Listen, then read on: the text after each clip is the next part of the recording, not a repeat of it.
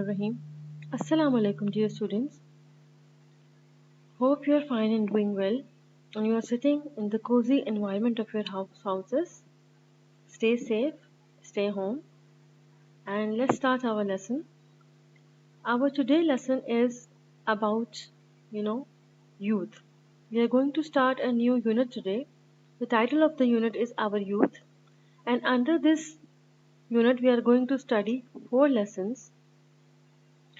And the first lesson is about the discovery and investing in youth energies.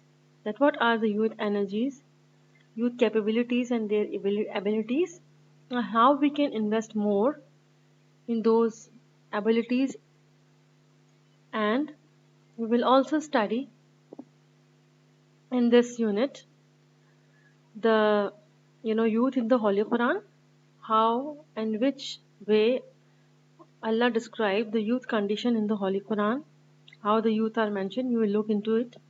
Then the challenges which at present the youth are faced with, and and then in the end we are going to study violation of the natural instincts, that why the youth do some of the uh, activities which are not allowed in Islam. So let's start our lesson today, which is about discovering and investing youth energy. First of all, we'll go through the objectives. By the end of the lesson, you will be able to illuminate the Holy Quran's concern with youth, that how Holy Quran deals with youth and what Holy Quran describes about the youth, and mention the youth, and how we can take the examples from the Holy Quran of the youth. Determine the importance of youth period, why adulthood or the youth period is very important in an individual's life, how you can do better, or what should be your role, what should be a role of a youth in a society. You'll be able to identify that. How to reduce the importance of discovering and investing youth mental, physical and spiritual abilities. And then we will extract from the Sunnah the Holy Prophet's encouragement of youth development, how the youth should be developed according as per or in the light of the Sunnah, Quran and Sunnah of the Holy Prophet. Emphasizing, you will be able to emphasize the importance of youth adherence to religion. Why youth should be more, indulge, more observant, more practical, practicing in their religion in Islam. So let's move ahead. If we talk about the youth role in a society, we know that youth is the backbone of a society. Civilizations and societies are built upon youth.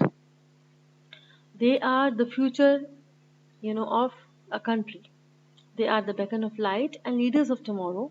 Therefore, all concerned parties, starting with the family, schools, masjids, social and youth educational organizations, and societies, and all such organizations and institutions, should have an active, role, should play an active role, and they should fulfill their duty and responsibility and invest more time and effort and resources in bringing up the youth to the best way possible, to the best of the human being, and empower them to perform their duties in the best way possible, to nurture youth to from the beginning. What is the importance of youth? As I already described, that they are the pillars of the nation. Any country's future is dependent on youth, because youth brings the energy, the knowledge, the expertise, the speciality, the innovation, the creativity to any nation. So all these skills and different attributes and qualities which Allah blessed youth with, they are there to serve their community, their society to the best way possible. And when youth are well prepared, aware and knowledgeable, they will be able and be ready to overcome any challenges in the present and future. The Holy Quran gives many examples of youth who strived in the way of Allah Almighty. And let's look into these, there were those youth who strived and who faced difficulties in their life, but they remained firm in their religion and they remained a true believer in Allah Almighty with faith, and they succeeded in the end. What are these important youth? Some of the examples are the example of the Yusuf, Prophet Yusuf, peace be upon him. He was sent to the Egypt, and where he faced many difficulties. His own family members went against him, and his brothers threw the Yusuf, peace be upon him, in a well. And he faced the betrayal of the brothers. Then he was taken out from the well, and he was chosen, as he was brought up as a in a house of a Egyptian man, wealthy man, and his or what will say the king or his wife attempted Yusuf, tried to tempt Yusuf uh, towards herself, and her name was Zuleikha, and she closed all the door of the house and invited Yusuf for fornication. And for Yusuf, peace be upon him, upon hearing this, he said he showed the strength of his character at that time. And he said that we are in the presence of Allah Almighty, and this is a sinful act, and I am not going to commit it, adultery. And he started to run. When he ran, all the doors opened of the palace. So, by the order of Allah Almighty, by on their own. So Yusuf showed the strength of character, and then Yusuf, peace be upon him, also showed the wisdom that Allah Almighty gave him, because he was also given a miracle of dream interpretation. And when a king saw a dream, and he, interpreted that the famine is coming, a drought or a famine is coming, and during that drought, it will be of 7 years. So he advised and he offered his services to the king, that I am the trustworthy. Yusuf, peace be upon him, said that I am trustworthy and I am wise, and I know how to manage. Make me the custodian. So the king made Yusuf, peace be upon him, the custodian, and for 7 years, when the drought was there in Egypt, he planned excellent, strategies to overcome that. And he distributed crops and everything. He accumulated crops and then distributed crops during the days of famine and drought. So Allah Almighty in Surah in Yusuf verse number 22 is saying, and when Joseph attained his full manhood, we gave him wisdom and knowledge, the prophethood. Thus we reward the Muhsinun. So Allah is acknowledging, Allah is telling about this condition of the Prophet Yusuf, that he was young and he was wise and he was given knowledge, the prophethood, and we rewarded him. Allah rewarded him in this world, like he was made the we'll say the lord of the, what we'll say, of Egypt, a king of Egypt, and also in the hereafter Allah will be awarding him according to his status, the prophet status. So what is the importance of youth? The second is an example of Yahya. And Allah talked about Yahya was a son of Zechariah, Prophet Zechariah, peace be upon him. And he, in this, Allah described that Yahya was given wisdom in this surah, Maryam, verse number 12, that O Yahya, John, hold fast the scripture, the Torah. Allah said that you are practicing Muslim and you practice Torah, hold fast on Torah, be firm on your practice on Torah, and we gave him wisdom while yet a child. While he was a child, he was bestowed wisdom from Allah Almighty. And that is a indication of a thing that youth can come up with the innovative ideas. They can give up the best of the solutions, because they are fresh minded, they have creativity, they have different kinds of capabilities and abilities which Allah bestowed youth with. So youth abilities, Allah exalted is He, distinguished youth with various mental potentials as abilities including awareness, comprehension, deep understanding, imagination, memorization, and research and mental creativity, critical thinking. So and they have a natural urge to investigate things. So they do a very good job in research field, and they innovate because they are fresh. They are not, their thinking is not fresh. Their thinking is not based on the old conditions and environment, but they bring the youth full thinking, new ideas, new innovative perspectives on things they bring to the table. So these youth abilities will distinguish them, and they will prepare, the youth should be prepared for the upcoming tomorrow, future of a country.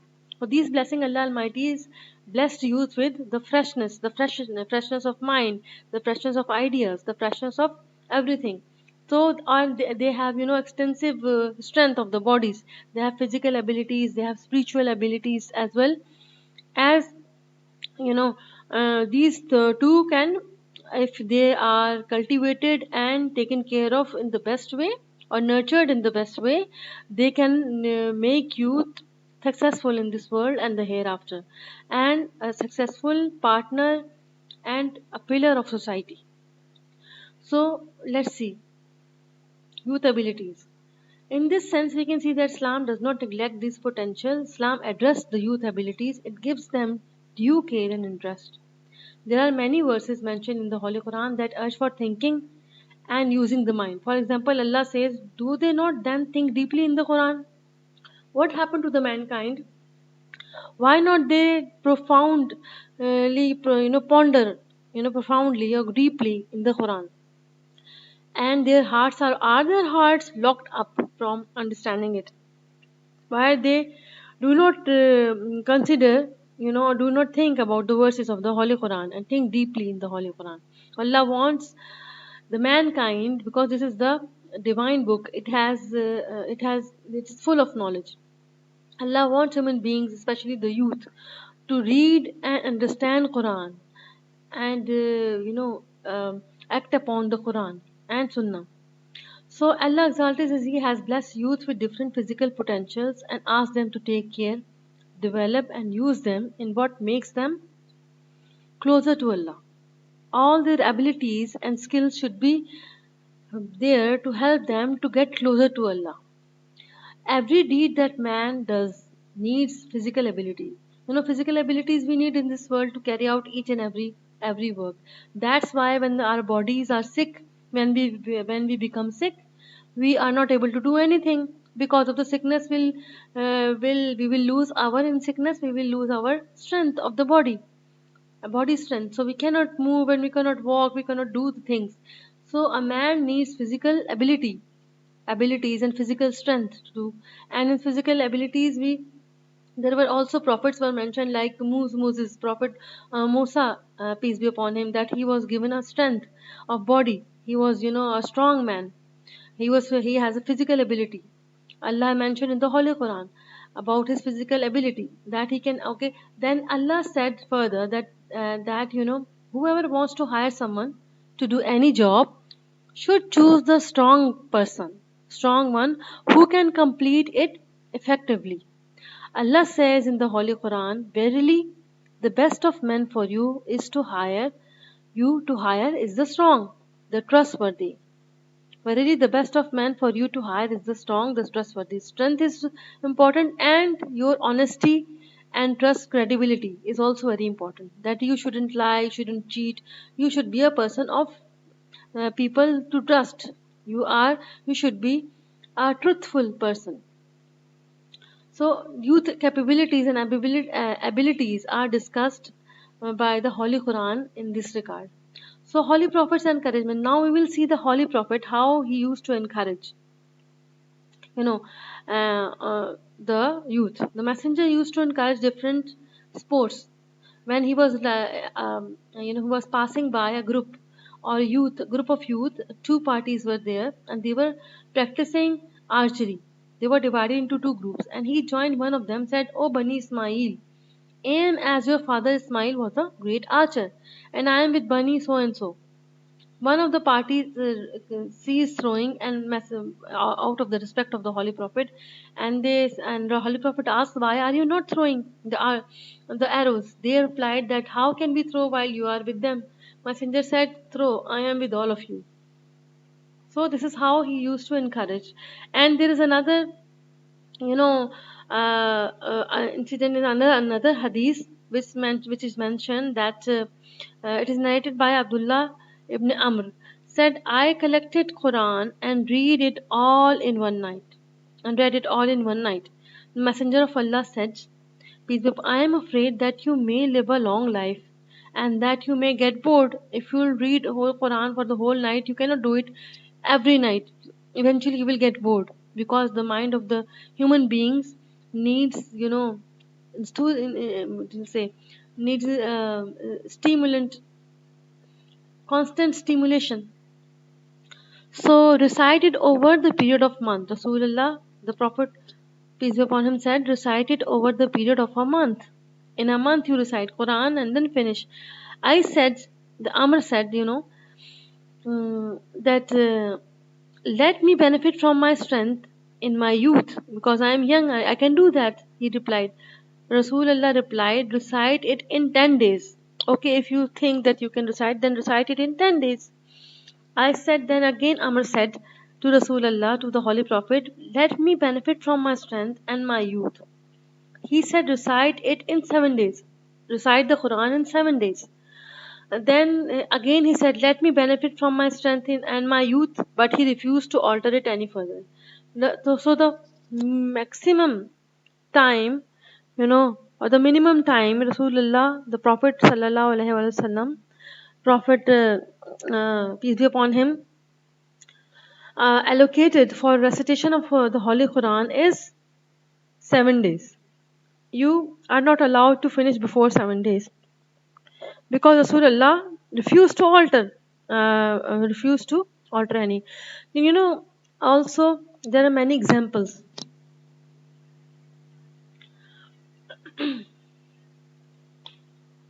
There are many examples where the Prophet gave examples, or there are other examples as well, that there were many famous horsemen who were raised, you know, doing this activity.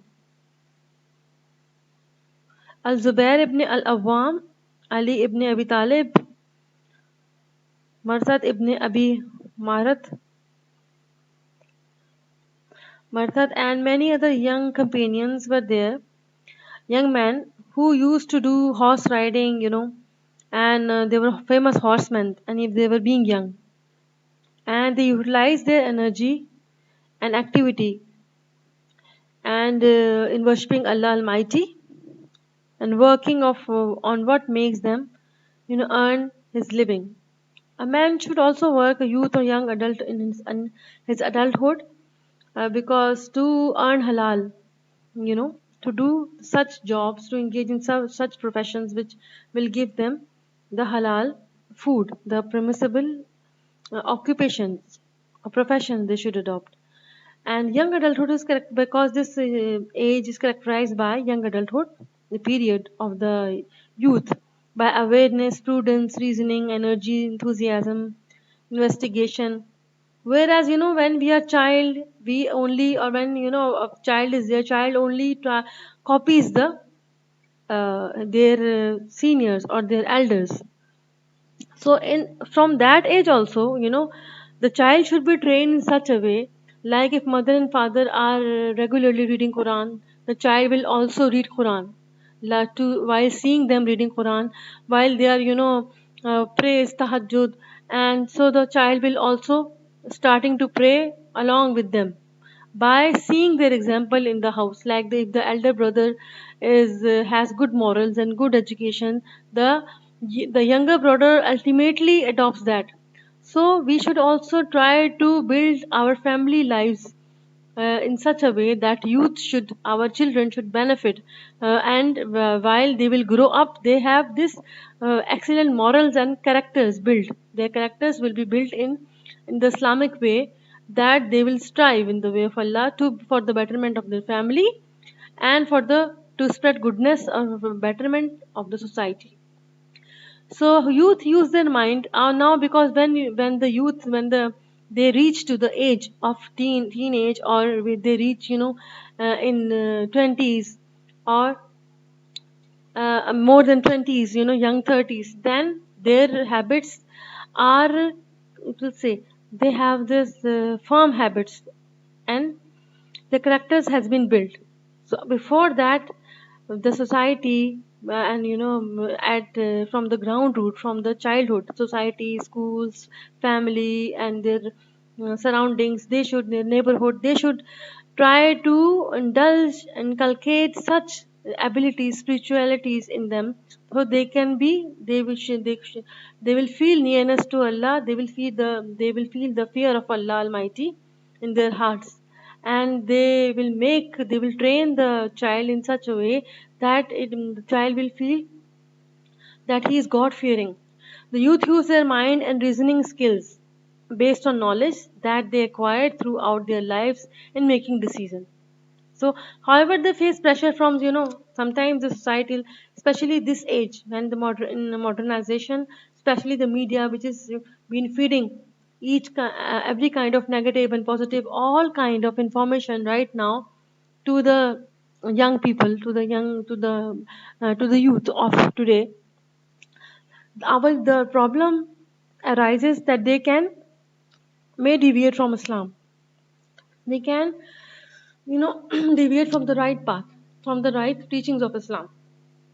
But if they have strong faith and sound Islamic knowledge and cultural education, heritage, and their norms and their characters are built in such an Islamic way, they cannot overcome they can overcome these temptations. But if they cannot, in the sense that if the parents are, or the society, or the school and other institutions fail to inculcate, instill them the Islamic values and morals, then they will not be able to overcome these temptations. But if they will do their job effectively, and by putting more efforts and resources in the building of youth characters and their morals and values and capabilities, they will be able to overcome all these temptations, and to put a halt to them.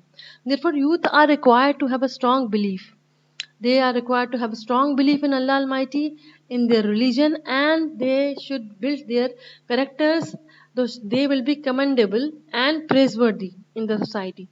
They should trust Allah, know that Allah observe them in all their deeds, fear His punishment, seek His mercy and satisfaction, and this God-fearing,